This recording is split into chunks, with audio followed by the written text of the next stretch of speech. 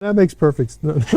You're getting it. You're getting Yeah, it. all right, so what else? Perceived authorities. So if you're in a camp, these men are prophets. They call them elder and apostles. Sure. GMS always opens up every video saying double honors to the elders and apostles of Great Millstone.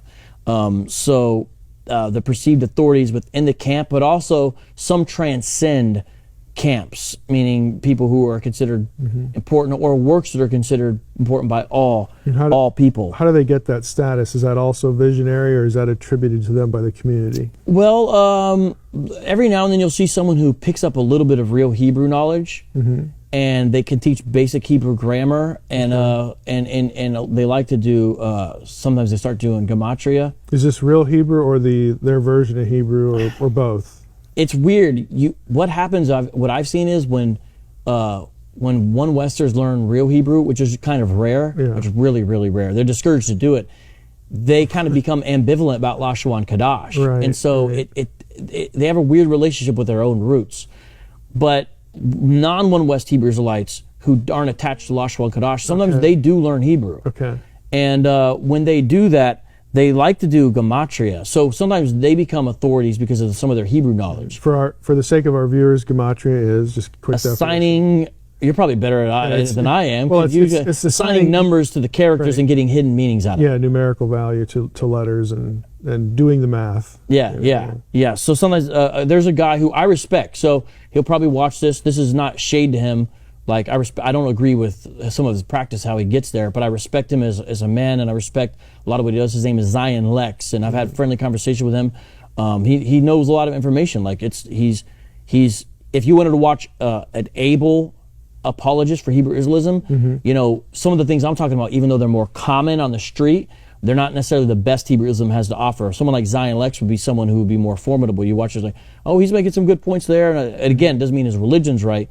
But means he's a little more attached to data that are real. He is, and so again, I mean, I'll give Zion Lexx. I don't mind giving Zion Lexx a shout out. Like if you watch him, you say, okay, because sometimes if you see a guy like that, a lot of what I'm saying won't seem to apply because you're like, well, this is not what vocab was talking about.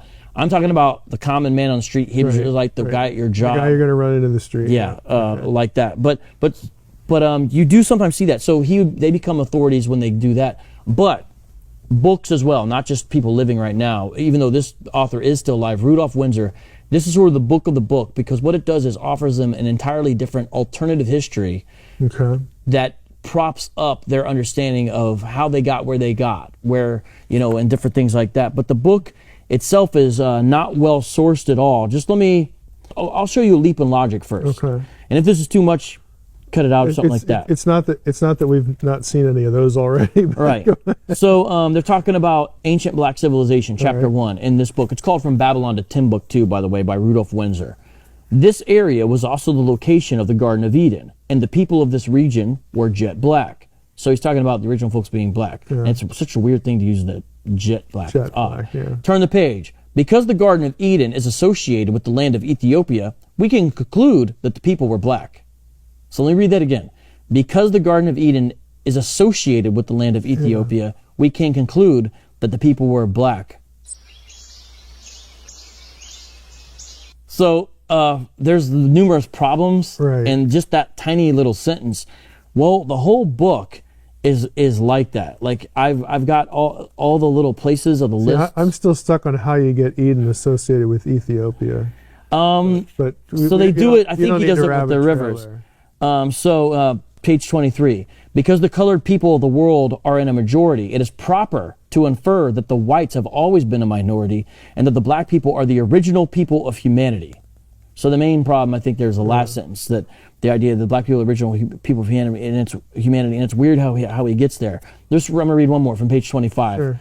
Therefore, the leprosy that Naaman had will cleave unto you and unto your seed descendants forever. And he departed from his presence a leper as white as snow. This type of leprosy affected the reproductive organs, genes, and chromosomes that determine hereditary characteristics in his body. And I'll show you who's talking about here in a second. This meant all his children would produce white offspring, even though he was a black man at first. This was the curse of Gehazi. I always mispronounce it. Gehazi. Yeah. So basically, lepers equals whites. They're accounting for the origin of white people. Right. So that's how he does it. Now, not all Hebrew Israelites do that, but that is a really common move. Sure, yeah. But I mean, just that sentence is incredibly tortured. Well, yeah, that's being kind. The whole book is like that. Okay. And it doesn't source. There's a place where he literally says, the Bible dictionary says. It actually says, the Bible dictionary. Okay. What? Smith's, Easton's, no, Cambridge? So the Bible dictionary? There's only 50 or 60 of those. So that's the way the book is sourced. But they'll read it publicly. They'll hold it up.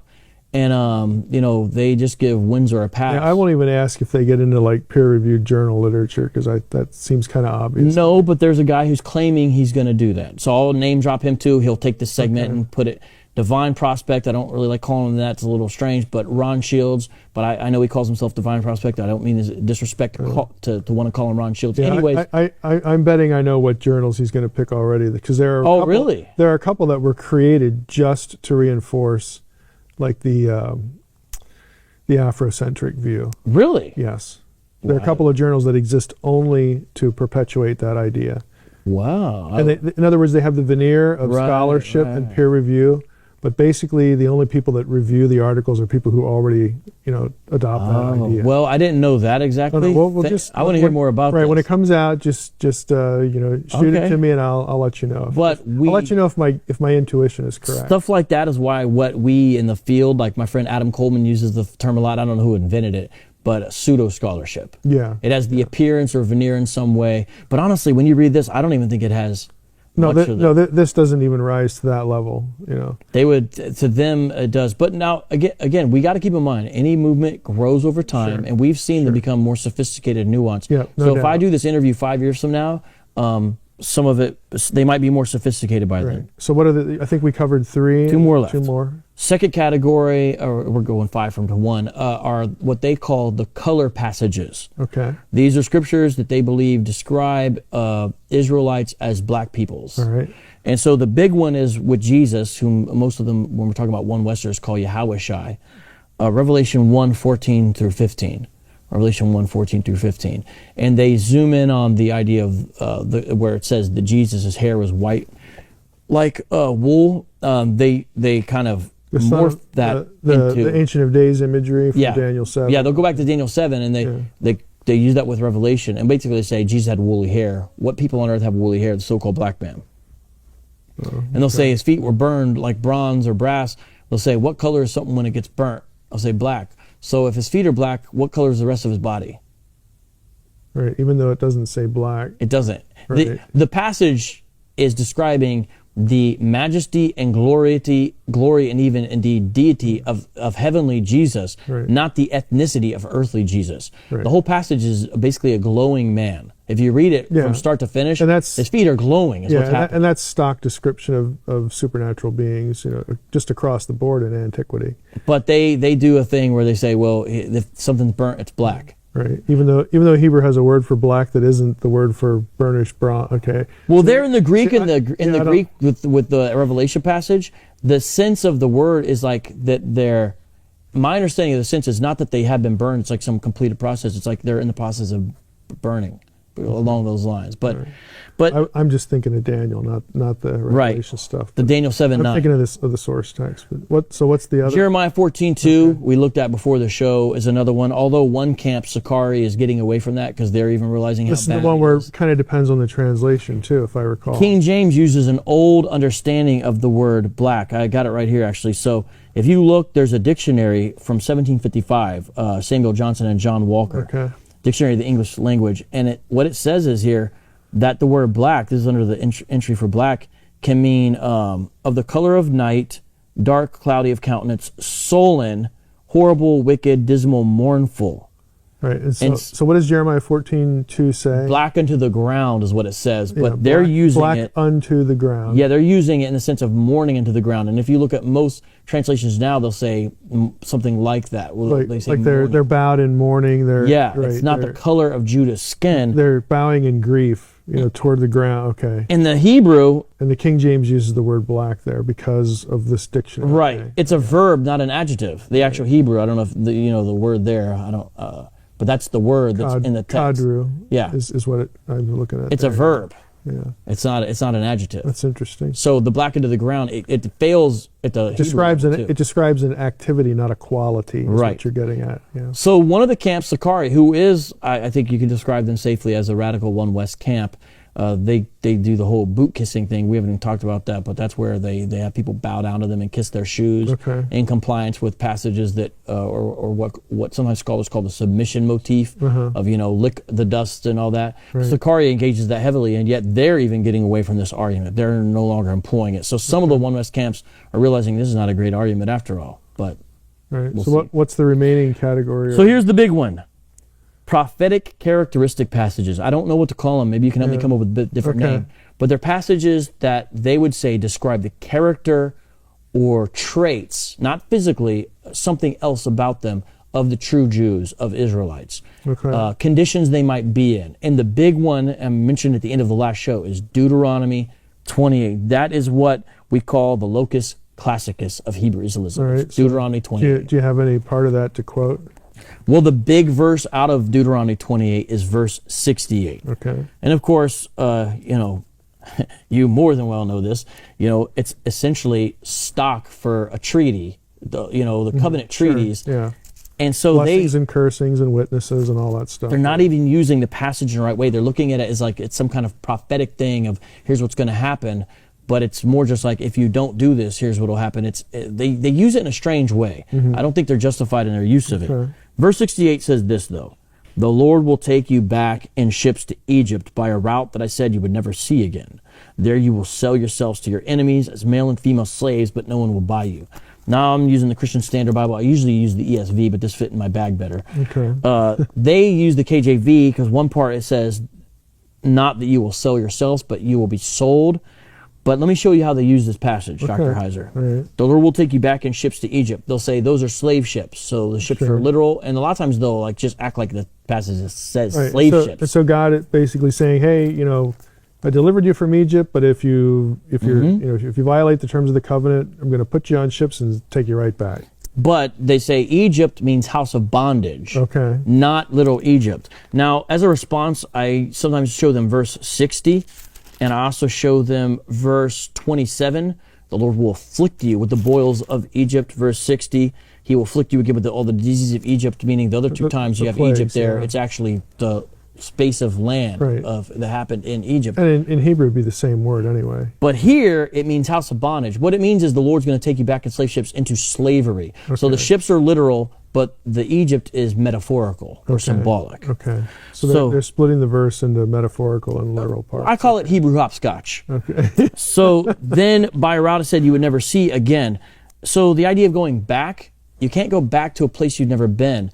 Israelites can't go back to the Western Hemisphere or back to the United States or back to Brazil because they've never been there. It makes sense if you're saying back to Egypt because they had been there. They're saying what just means back into slavery. They fall back on that. So that the metaphorical part there is really important to them. Yes. There you will sell yourselves to your enemies as male and female slaves. No one will buy you. You're destitute, indentured servant, don't have anything to offer, get out of debt, offer yourself. It's going to be so bad, though, no one will even want to buy your services. That makes sense. They say you'll be sold, so they use the KJV there. And then the key, though, is what they do with this. No one will buy you. They say, buy can be redeem. And what it means is no one will save us out of our condition. So not buy. Even though you have sell, it makes sense that you have buy. They say it's sell and redeem. And redeem is to save you from your condition. So now they're basically just altering the vocabulary there. So 68 is important, but it's not the only verse that's important. They'll go through all this, and they'll say, who owns the stores in our neighborhoods and stuff. And I mean, if there's anything to credit some version of even One West Hebrew Israelism is, when you talk about having an entrepreneurial spirit, some of the camps are getting into that. These are things that I would say are good things. Now, it's just you don't have to use bad doctrine to get there. But there's some good points. Borrowing, and instead it's better to be the lender, not the borrower. You go through these things in health because this is all related to the verse. But there's questions to ask them, and I don't know, we might do that more when we critique them. We'll have you back and we can critique, sort of evaluate, what's going on here. But yeah, that was good.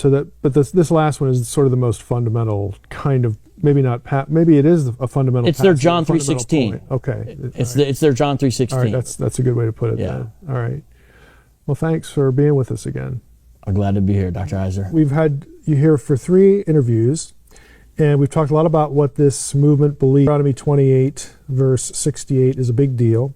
So why don't we start there? You said that was sort of the main core of where a lot of this goes. That's the big daddy. Well, let's illustrate. Before we do that, remind the audience of what that idea was. What does that verse say? The verse, they think, gives evidence that folks who came to the Western Hemisphere via the transatlantic slave trade are the true descendants of the biblical Israelites. Okay.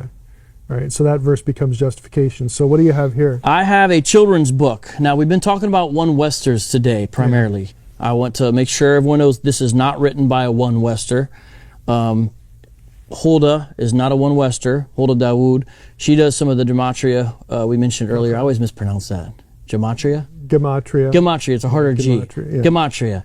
I always do that. But Little Judah in America. And it's interesting because they don't like J when it comes to Jesus and other stuff, but when it comes to Judah, they don't. Oh, yeah, that's right, because what's their name for Jesus? Well, hers is different than the one-Westers, but one-Westers is Yahweh Shai. Okay. But then they still say Judah. Right. Okay. So that is a little odd, yeah. There's a lot of these memes float around that say, the letter J didn't exist until such and such, so Jesus couldn't be his name. But they're okay when it comes to Judah. Anyways, so this is Little Judah in America, and I want to illustrate the point about Deuteronomy 28 by having story time with Uncle Vocab. And I'm turning here to a page. I'm going to read this, and it illustrates what I'm talking about. In 70 AD, the Romans sacked Jerusalem and destroyed the temple. Yah warned my ancestors about these bad things at Deuteronomy 28, 15 through 68. But they did not listen. My people were forced to migrate into various parts of Africa. Finally, they were put on slave ships and scattered all over the earth, just like Deuteronomy 28, 68 foretold. And there's one of the drawings of the horrible conditions slaves were in. And then this is a big page to read right here to show it. And Yahuwah, so that's her name for Yahweh. And Yahuwah shall bring you into Egypt. And notice it has in parentheses bondage. Okay. So there's some of the... there's that metaphorical understanding of Egypt. Yeah. Again with ships, by the way of which I spake unto you, you shall see it no more again. And there you shall be sold into your enemies for bondmen and bondwomen, and no man shall buy you. And so they think that's fulfilled in the transatlantic slave trade. And I'll just read one last thing. For many years, my family who came to America on these ships were forced to work for free in terrible conditions for a cruel people. And that's sad and true and unjust, but it doesn't mean, of course, that we're talking about Israelites. Yeah. During this time, many of my family forgot their history and how important they were to Yah. They continued to break Yah's laws, and he left them here even after the Emancipation Proclamation of 1863. So we are still in the land of our captivity. So that illustrates the whole Deuteronomy 28:68 thinking. Yeah. So I thought that was important to read, and also show that they're getting into children's literature as well. And again, that's not that's a non-one-Wester. So she's female, has a prominent teaching role. Most one-West camps wouldn't even allow her to do that. Okay. But she has a thing going on the internet that's pretty well known. So when you get into a discussion about that verse, how do you critique it? How do you address it? Well, sometimes I like to just tell them the background of Deuteronomy 28. I briefly mentioned it in a prior show, but it's a covenant, between a lesser power, or basically someone under subjugation of some kind, and a king or a ruler, and it's saying here's what I want you to do, and here's what will happen if you don't. Here's what will happen. A series of blessings or a series of cursings. Yeah. The curses are longer, just like in Deuteronomy 28, and I'll just kind of speak about what is your justification for using Deuteronomy 28 in the way in which you're using it in. And honestly, usually it seems like they don't really understand the question, because what I'm trying to ask in essence is, how do you justify utilizing Deuteronomy 28 as a scriptural DNA test? Because that's kind of what they're using it for. Not literally DNA, because a lot of them discount that. Some don't, but most do. But they're kind of saying, here's how we know who the Israelites are, because they meet these conditions. And what I'm saying is, how was that what Deuteronomy 28 was ever supposed to be used for? Right. How is that a good method to approach it? Yeah. Exactly. So starting with the presupposition, like there's nowhere in the Bible Mike, that says use Deuteronomy 28 to recall your identity, or anything like that. It doesn't have to be woodenly that, but it doesn't give you a hint.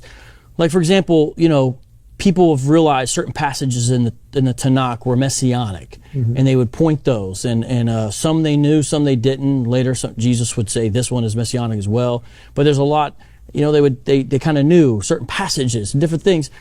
It's just, what's the justification? They like to say line upon line, precept upon precept. So sometimes I'll say, what's your precept for using Deuteronomy 28 in this way?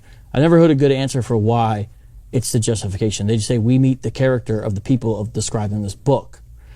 So that's the first thing, is to challenge the presupposition. The whole enterprise needs to be challenged, I think, because there is no justification for it, because that's not what the passage is intended for. It's really odd. I mean, I know that the Jews today, who the black Israelites say are not really Jews. Imposters, yeah. Right, they're imposters, but something like the Exodus is still fundamental to their identity. So I'm wondering how those people, the imposters, could remember this thousands of years later, but somehow, until what, the late 1800s, you don't have the African-American community, the slave community in the South in the days, the Civil War, post-Civil War. That seems to be when, again, somebody, quote unquote, remembers this. I mean, what about all this long stretch of history, from antiquity till now? It seems like nobody was talking about this.